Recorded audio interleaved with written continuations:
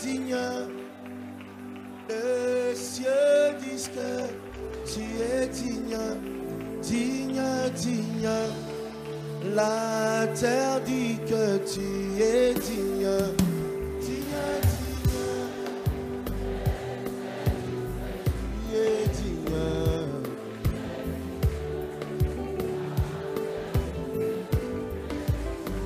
Digne, digne. Les cieux disent que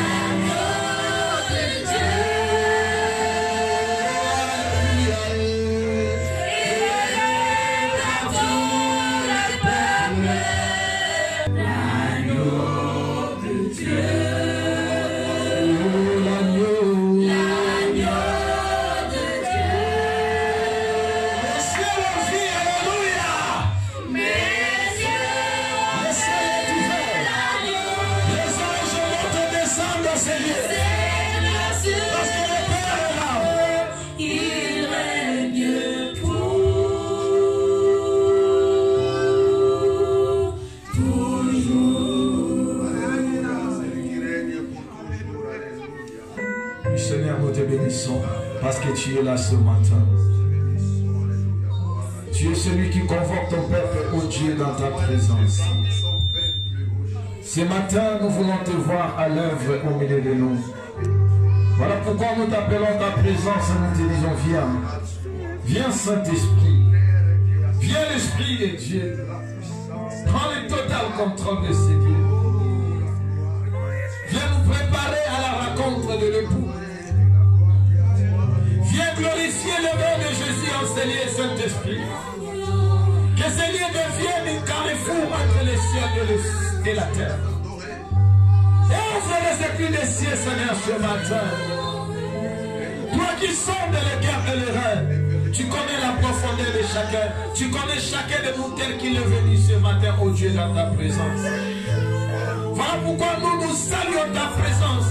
Majesté, roi des rois, le tout-puissant, le Seigneur des seigneurs, le maître de l'univers, le commencement, la fin de toutes les choses, celui qui le connaît, ni la fin, le créateur incréé, celui qui est, tu es celui qui brise bon, et les choses arrivent, c'est celui qui est maître de puissance, les choses qui n'ont jamais refusé, le soleil des vents, le roi de prière de matin, le soleil de la justice, le lion de la tribu des Juda, celui qui est l'éternel, le véritable, la prière de Dieu, l'ancien des jours, d'âge en âge, tu n'as pas changé, tu demeures le même, hier, éternellement, aujourd'hui, nous t'acclamons notre foi, nous t'acclamons roi des rois, parce que tu es là.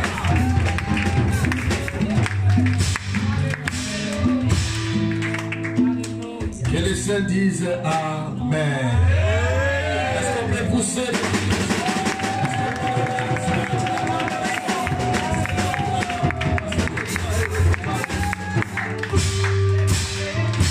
Je sens tellement l'onction de Dieu ce matin. Je sens l'onction, vous savez, lorsqu'on adore l'Éternel, l'onction se manifeste. Ah, je bénis la présence de Dieu. Je te salue au nom de Jésus-Christ. Oh, dis à ton frère, dis à ta sœur que quelque chose va se passer ce matin. Alléluia. Dans la présence de Dieu, il se passe toujours des choses. Alléluia. Gloire à soi, rendez à notre Dieu. Je vous salue tous au nom de Jésus-Christ. Est-ce que tu peux saluer ton frère, ta sœur à tes côtés? Dis-lui, je te salue et sois le bienvenu dans la présence de Dieu ce matin. Gloire à Dieu. Alléluia. Sois les bienvenus ce matin dans la présence du grand roi.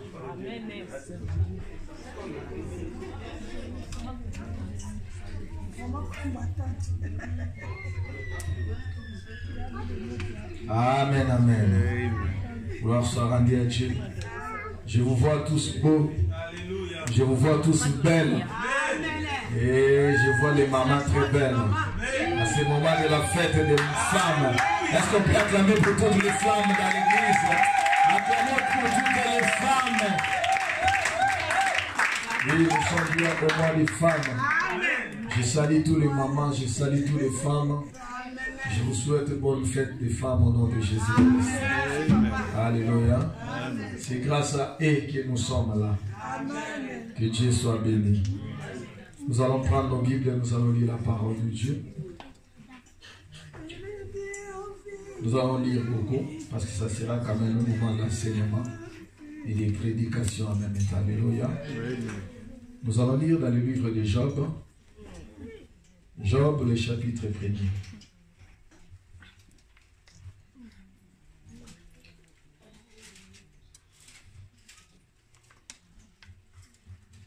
Job, chapitre 1er. Nous commençons au premier verset.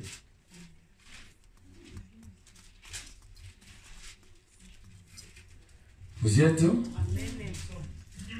Le livre de Job, c'est juste avant d'arriver au livre des psaumes. Donc c'est au milieu, presque au milieu de la Bible. Avant d'arriver au psaume, c'est le livre de Job. Vous y êtes? Je lis la parole du Seigneur dans le livre de Job. Je commence au verset 1er. Job chapitre 1er. Nous commençons au verset 1er. Je lis au nom de Jésus-Christ. Il y avait dans le pays des Hittes un homme qui s'appelait Job. Et cet homme était intègre et droit. Il craignait Dieu et se détournait du mal. Il lui naquit 7 fils et 3 filles. Il possédait 7000 brebis, 3000 chameaux, 500 paires de bœufs, 500 ânesses et un très grand nombre de serviteurs. Et cet homme était le fils éminent de tous les fils d'Orient. Je saute, je vais au verset 6. Or, les fils de Dieu vinrent un jour se présenter devant l'Éternel, et Satan vint aussi au milieu d'eux. L'Éternel dit à Satan, d'où vient-il? Et Satan répondit à l'Éternel, de parcourir la terre et de m'y promener. L'Éternel dit à Satan, as-tu remarqué mon serviteur Job? Il n'y a personne comme lui sur la terre. C'est un homme intègre et droit, craignant Dieu et se détournant du mal. Et Satan répondit à l'Éternel, et c'est d'une manière désintéressée que Job craint Dieu. Ne l'a-t-il pas protégé, lui, sa maison et tout ce qui est à lui? Tu as béni l'œuvre de ses mains et ses troupeaux couvrent le pays. Parole du Seigneur. Nous allons lire encore dans le livre de 1 Pierre plutôt. Nous allons faire la lecture après quand nous allons commencer à parler, qu'on parle une fois pour toutes. Amen. 1 Pierre, chapitre 5. La Bible dit, soyez sobres, veillez. Votre adversaire, le diable, rôde comme un lion rugissant, cherchant qui il dévorera. Parole du Seigneur. Amen. Nous allons lire encore dans le livre de Lévitique. Lévitique, c'est le troisième livre de la Bible. On commence du début. Genèse, Exode, ensuite Lévitique. Lévitique, chapitre 26, versets 3 à 8. Vous y êtes? Lévitique 26. Je commence au verset 3. si vous suivez mes lois, si vous gardez mes commandements et les mettez en pratique, je vous enverrai des pluies à leur saison. La terre donnera ses produits et les arbres des champs donneront leurs fruits. Merci pour ta parole. Tu es la parole qui éclaire nos âmes. Illumine les yeux de notre cœur. Fais que cette parole que tu as prévue aujourd'hui puisse atteindre, Seigneur, chacun de ton peuple selon toi. Tu as prévu depuis ton trône de gloire. Manifeste-toi, Saint-Esprit. Je ne sais pas parler, mais la Bible qui est poussée par le Saint-Esprit, les hommes ont parlé de la part du Seigneur. Seigneur, je suis qu'un instrument. Utilise-moi. Parle et touche les cœurs de quelqu'un au travers de ces messages dans le nom puissant et glorieux de Jésus-Christ. Je m'oppose contre toute action de l'ennemi enseigné, tout esprit qui ne confesse pas ta seigneurie, je le mets hors état de nuire au nom puissant de Jésus. Qu'il règne la gloire, l'honneur te reviennent dans tout ce que nous allons dire dans le nom précieux et puissant de notre Seigneur Jésus. Nous avons ainsi prié. Amen. Est-ce qu'on peut acclamer le Seigneur de gloire? Prenez place au nom de Jésus-Christ. Alléluia. Nous avons un terme que nous avons commencé à parler pour ceux qui étaient là dans le veillée pendant la nuit des prières que nous avons passée. Nous avons dit que tes ennemis tomberont devant toi. Tes ennemis tomberont devant toi.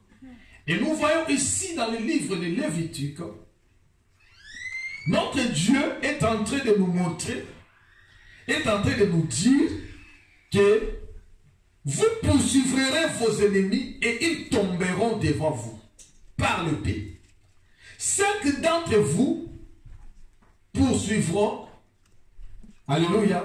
5 d'entre vous, bien-aimés, poursuivront 1000 et 100 d'entre vous poursuivront 10 000.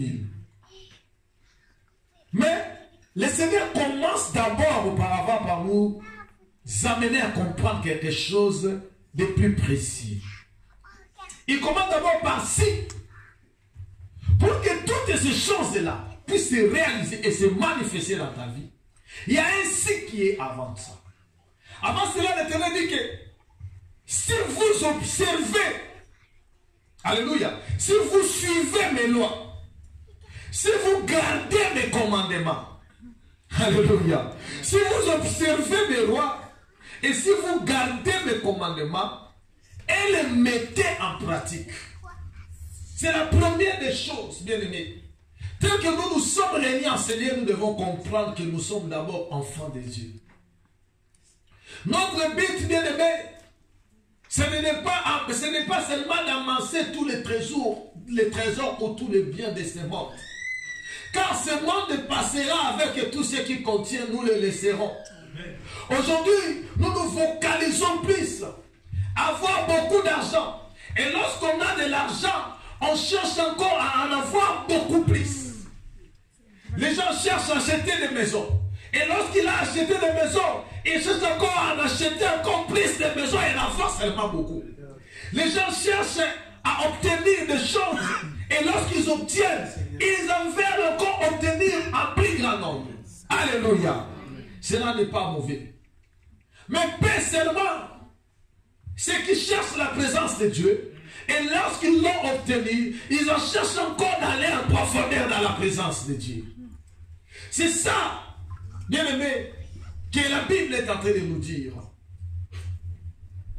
Si tu veux que tes ennemis tombent devant toi, tu dois marcher avec la parole de Dieu. Marcher avec la crainte de Dieu. Écoutez la parole que nous vous enseignons et mettez cette parole en pratique. C'est ainsi dit l'Éternel. La Bible dit que la crainte de l'Éternel est le commencement de la sagesse. Si tu veux être un grand sage, commence seulement à voir la crainte de Dieu. La crainte de Dieu, c'est quand personne ne te poursuit, quand il n'y a pas ton pasteur, quand il n'y a pas ta femme, quand il n'y a pas ton mari, quand il n'y a pas ton frère, il n'y a pas ta soeur, il n'y a personne qui te suit, qui peut te remarquer, qui peut te voir, mais que ton cœur sait qu'il y a un Dieu qui me voit dans les cieux. C'est quand tu vis, pas pour faire plaisir aux hommes de la terre, mais quand tu vis pour plaire à ton Dieu. Tu ne fais pas des choses parce que si je fais ceci, l'autre me verra. Mais tu ne fais pas des choses parce que si je le fais, je vais offenser mon Dieu et je vais briser ma communion avec Dieu. C'est ça la crainte de l'Éternel. Alléluia. Le Seigneur nous dit que si vous observez mes lois, si vous les gardez, vous gardez mes commandements. Les lois de Dieu se trouvent dans la parole. Lorsqu'on parle des lois de Dieu, on parle de la parole en fait de Dieu. Parce que Dieu est la parole. La parole de Dieu est la constitution de la vie chrétienne. Comme toute nation fonctionne avec une constitution, voyez même le monde auquel nous sommes, on fait des constitutions, mais ils cherchent à construire des nations selon la constitution. Regarde bien aimé, des nations qui sont fortes dans ce monde, ce sont des nations qui respectent leur constitution. Beaucoup de pays aujourd'hui en Afrique ne sont pas forts parce qu'ils ne respectent pas leur constitution. Vous allez voir que le président lui-même a été là. Il sait que la constitution stipule que lorsque tu arrives à la fin de ton mandat, tu dois organiser les élections pour les autres. Mais lui, il ne fait pas. Il ne respecte pas la constitution. Et quand tu vois des pays comme ça, là, tu vas voir qu'il n'y a pas l'émergence. Le pays ne prospère pas, mais le pays va plutôt dans la chute. Parce qu'il ne respecte pas la constitution. Mais remarquez les autres pays du monde qui respectent leur constitution. Ce sont en fait ces pays-là qui sont forts, émergés et puissants même. Alléluia. Il en est de même pour nous, enfants de Dieu. Si tu veux être fort, émergé, puissant, vivre erré, le Seigneur t'appelle à respecter, n'est-ce pas, sa parole qui est la constitution ou le fondement de la vie chrétienne. Alléluia. La parole de Dieu est le chemin qui va nous montrer, qui va nous conduire au Père. La parole de Dieu est le chemin pour nous amener au ciel. Bien-aimés, rappelez-vous que la présence, la raison de chacun de nous enseigner, ce n'est pas pour que nous nous voyons, que pour que nous venons nous montrer comment nous sommes habillés, comment nous sommes belles, comment nous avons de l'argent, comment nous avons des biens. Non. La raison de la présence de chacun en nous, c'est que nous nous préparons à la rencontre de l'époux.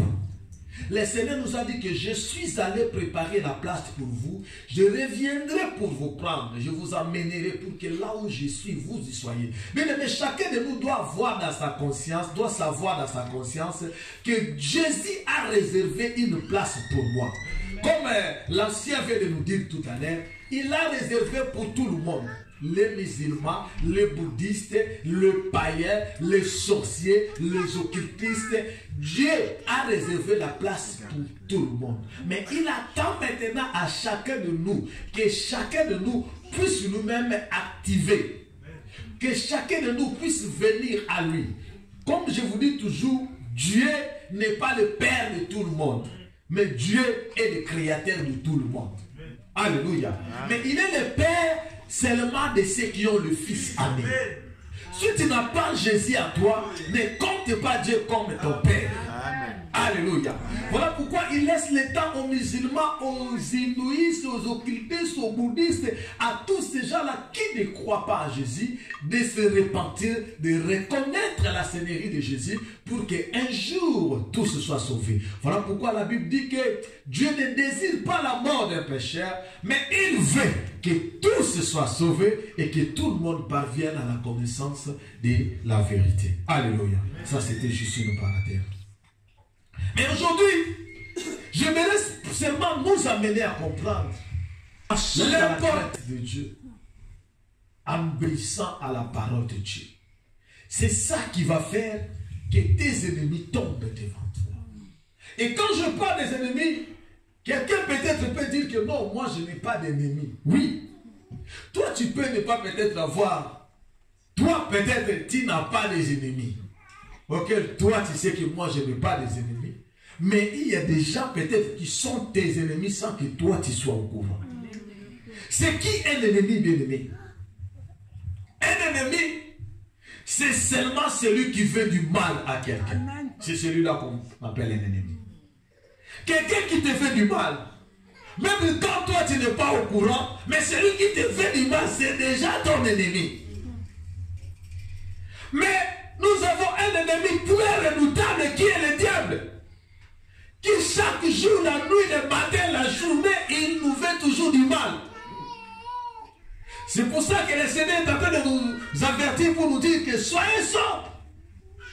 Votre adversaire, le diable, rôde tout autour de vous.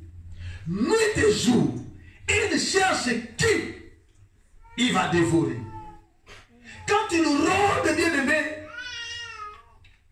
tout autour de nous, c'est-à-dire, il fait des va-et-vient ça et là, avec une mauvaise intention, avec une intention suspecte. Or, la Bible nous révèle dans le livre de Jean, au chapitre 10, que le voleur ne vient que pour dérober, égorger et détruire. C'est ça le but de notre ennemi, le diable. Alors, notre ennemi est esprit. Il fonctionne avec des gens comme toi et moi. Nous savons bien, bien aimé, un esprit ne peut pas opérer sur la terre s'il possède un corps physique. Alléluia. Comme Dieu lui-même, le créateur, le Dieu pour agir dans nos vies, il a besoin de quelqu'un. Comme nous étant que serviteurs, Dieu fait de nous ses agents pour, n'est-ce pas, aller annoncer la bonne nouvelle et faire sa volonté. Également, il y a des gens qui sont aussi sur la terre même que nous vivons, mais qui sont aussi les agents du diable parce que le diable les utilise pour faire du mal. Alléluia. C'est pour cela alors que nous devons comprendre que un adversaire, c'est une personne qui veut toujours s'opposer, qui s'oppose à ton bien-être, il s'oppose. À ton élévation, il s'oppose. À ta foi chrétienne, il s'oppose. À ta bénédiction, il s'oppose. À ta santé, il s'oppose. À ta grandeur, il s'oppose à ton succès. Le diable ne sera jamais content que toi tu sois heureux, que toi tu sois béni, que toi tu sois dans la joie. Non, ça ce n'est pas la mission du diable. Sa mission c'est seulement de détruire ta vie, détruire ton mariage, détruire ta famille, détruire ton foyer.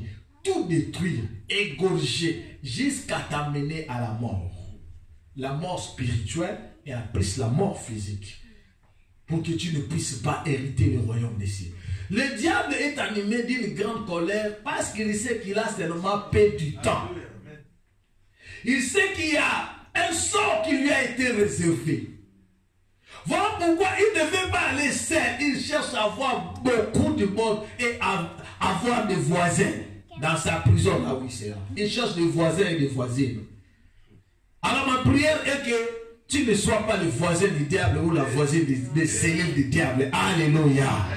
Ne sois pas son voisin au nom de Jésus-Christ. Et pour ne pas être le voisin des cellules du diable, c'est le moment que tu dois préparer ton rencontre avec l'époux. Alléluia. Tu ne le prépareras pas après la mort, c'est maintenant pendant que tu es encore vivant. Jésus t'étend la main. Il te dit soyez sobre. Réveille-toi. Alléluia. La Bible nous dit ici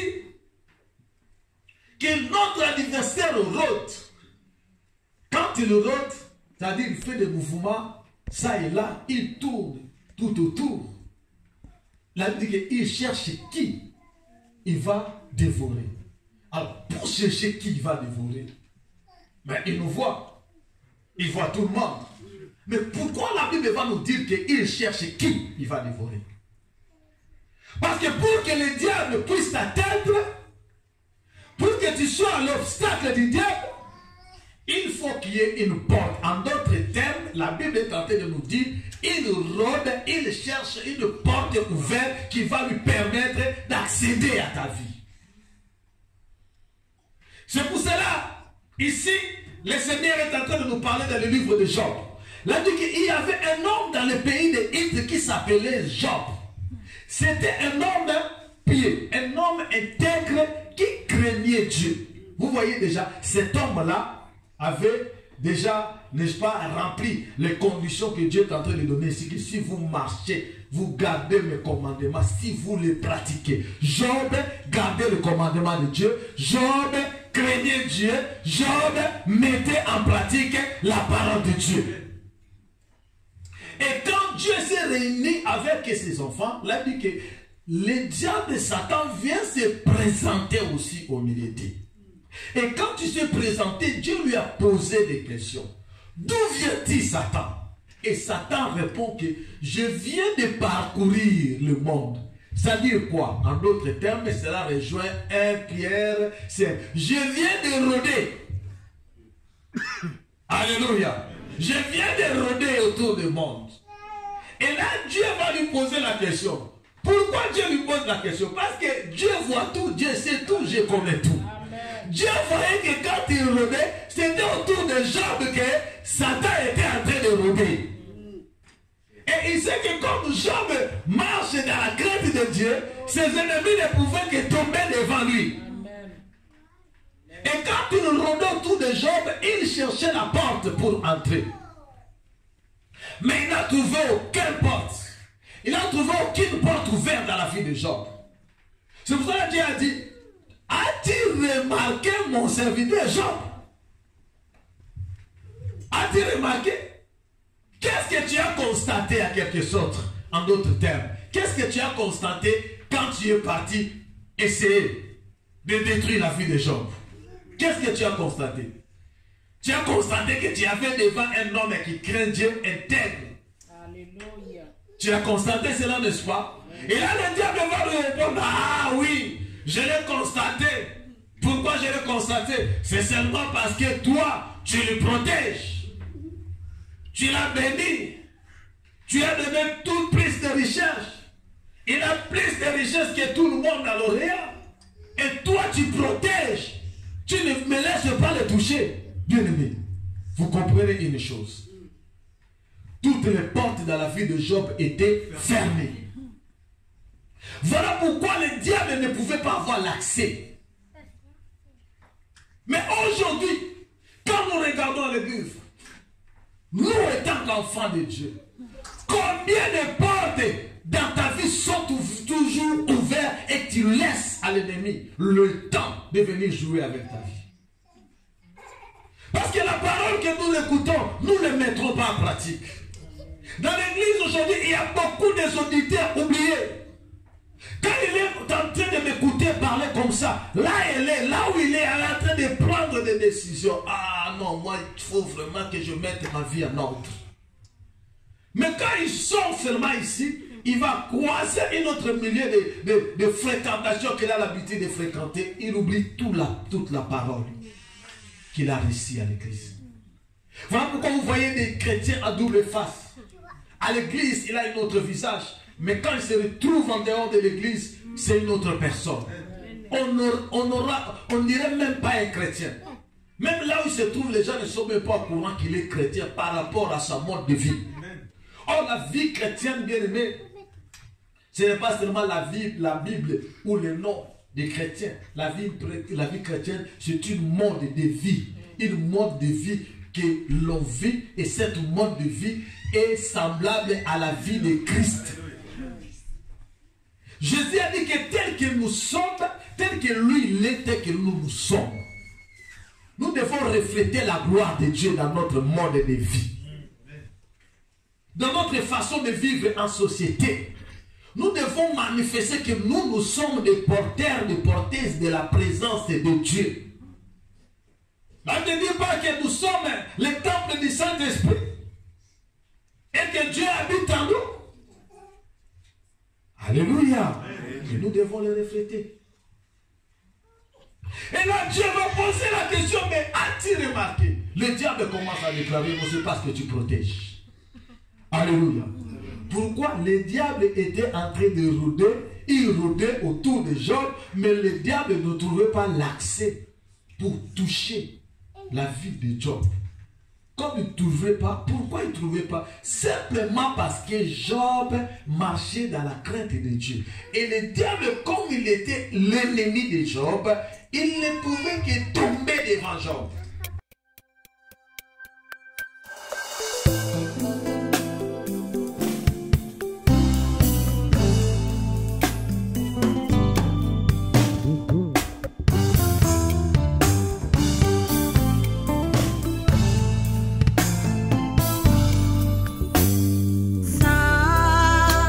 Tu es Jésus.